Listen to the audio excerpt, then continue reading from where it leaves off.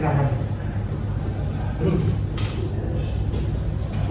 Sebelum memulai pelajaran hari ini, alangkah baiknya kita berdoa untuk kepercayaan masing-masing. Berdoa dalam hati mulai.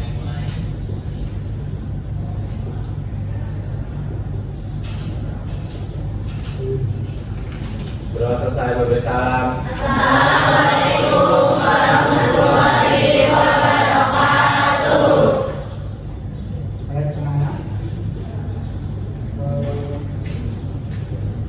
Pada pagi hari ini saya akan mencoba untuk membawakan materi tentang seven goal.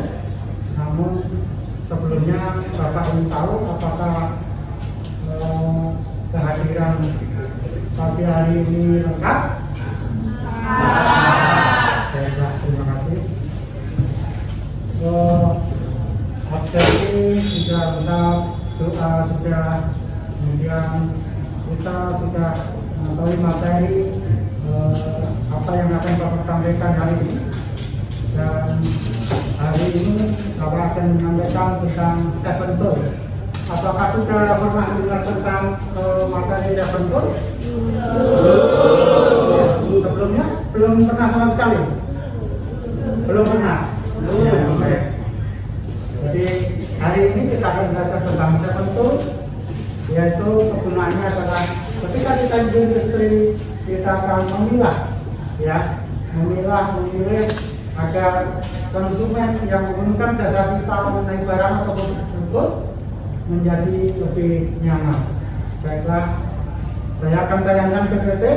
Kalian tugasnya adalah mengamati, kemudian memahami, selanjutnya adalah menerapkan. Nantinya itu pun akan berguna untuk di perusahaan-perusahaan industri yang kalian nanti tempat kerja. Kalau kalian punya ilmu ini, kalian bisa memetik dengan yang lain, bisa bersaing dengan yang lain. Ya, baik, kita mulai.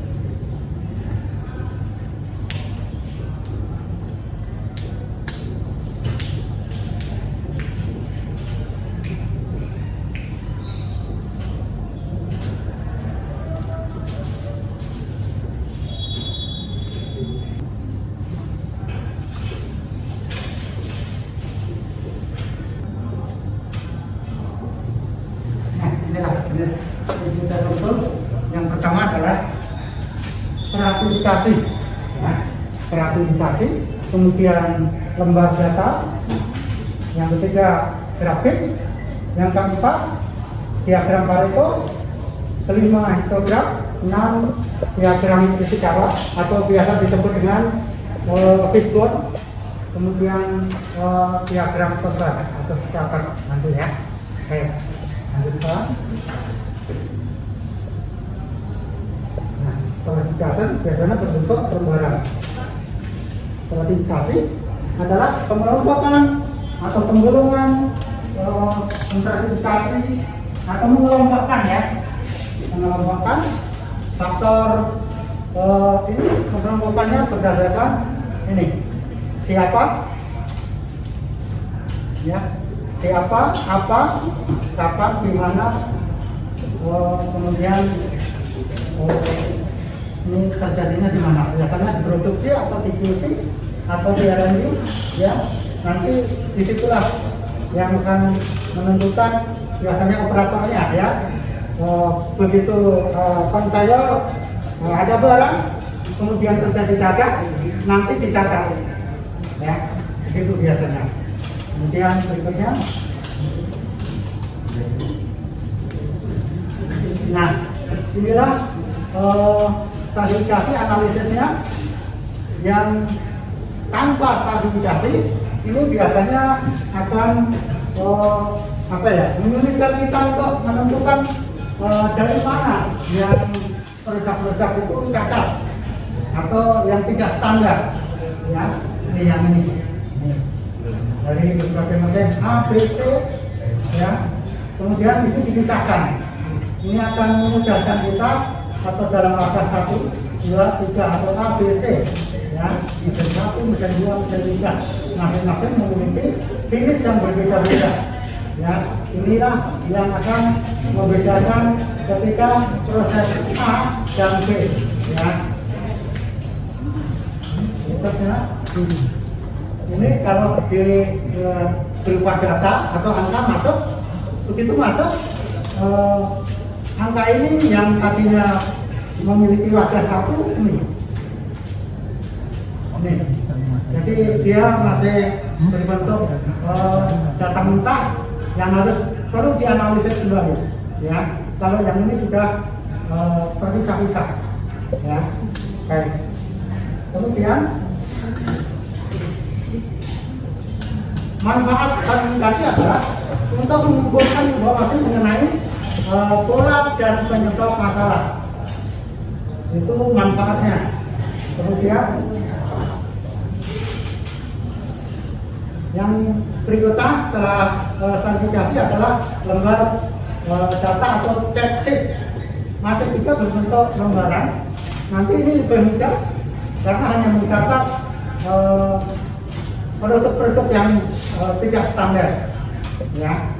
Siapa yang mencatat, kemudian kapan dia dicatat, kemudian berapa yang tercatat.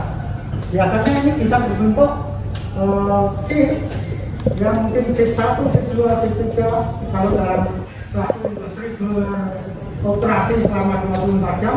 Tapi kalau misalnya pabrik atau tinggalan, kemudian diagram batang juga berbentuk garis ya. Garis ini biasanya itu yang muncul ke atas atau ke bawah terlalu ekstrim, itulah yang nantinya akan dikoreksi menjadi analisa oleh tim untuk menentukan apa langkah-langkah berikutnya yang harus dianalisa. Apakah nanti terjadi kesalahan yang banyak di manpower atau SDM-nya atau mesinnya atau bahkan materialnya ya. Berikutnya grafik balok. Grafik balok adalah grafik yang dalam bentuk balok ya. Kemudian nampaknya membandingkan 2 atau lebih pada diameter tersebut. Nah, inilah grafik balok. Ini biasa dipakai di instansi apapun.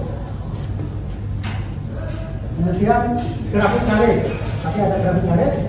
Biasanya muncul yang ekstrim aja, yang melampaui garis atas atau garis bawah.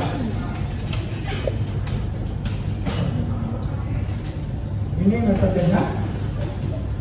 Baik, grafik lingkaran tapi ada ya. Grafik lingkaran ya. Presentasinya biasanya itu dari nilai total yang dicek atau yang cacat.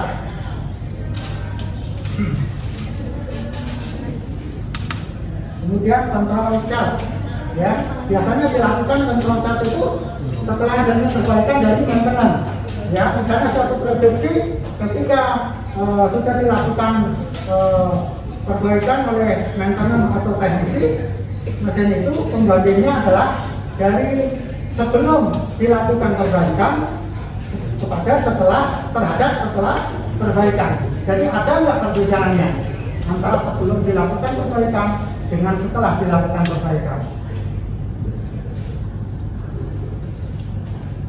Ini adalah grafiknya secara rata-rata, kemudian ini garis tengah, rata-rata garis tengah. Kemudian manfaatnya adalah kontrol ini dengan digunakan untuk memonitor variabel dengan pengukuran parameter ya. Antara kedua variabel biasanya berhubungan tidak, antara variabel X dan variabel Y biasanya.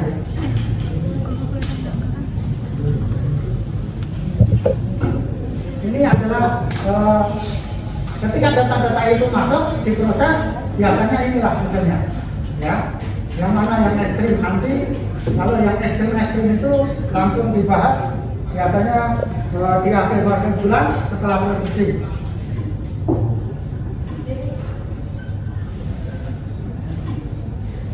Rangkuman dari tadi, ya ini proses bekerja, kontrol set, perbandingan tadi, nah sebelum dan sesudah, ya kemudian diagram Pareto. Nah diagram Pareto yang keempat ini biasanya diambil itu dengan kesalahan yang paling besar, menurunkan kesalahan yang paling banyak, ya. Yang paling banyak itu biasanya perikanan. Nah, ciri-cirinya nanti ketika kalian menjadi operator di sebuah perusahaan, biasanya yang disalahkan adalah manpowernya. Itu ciri-cirinya, ya. Karena departemen lain biasanya mempunyai asumsi bahwa dia tidak salah. Asli, ini rahasia, ya. Ya, terima kasih. Pertanyaannya ada yang lain? Ya, cukup ya. Baik, LKPD ini saya berikan untuk kalian kerjakan. Ya, berkelompok silakan. Ini di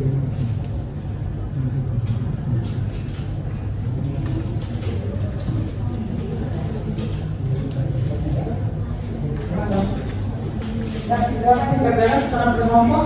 Bentuk kelompoknya posisinya di ada depan, ya.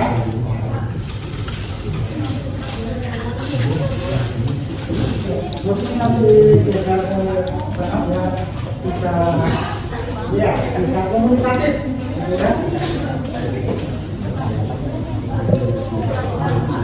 Ya, ini satu ya.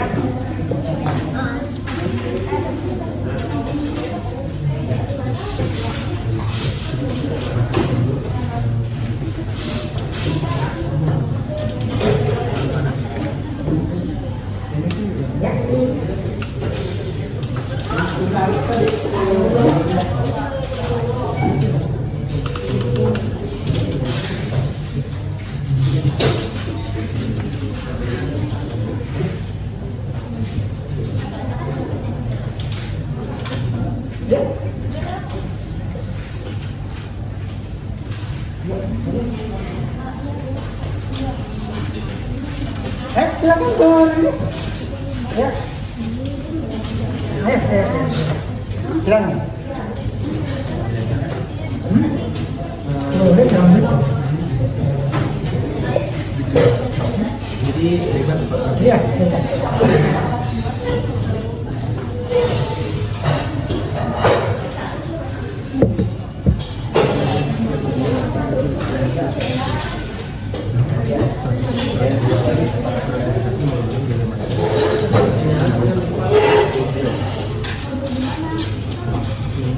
Ya, silakan dikerjakan ya. Kelompok.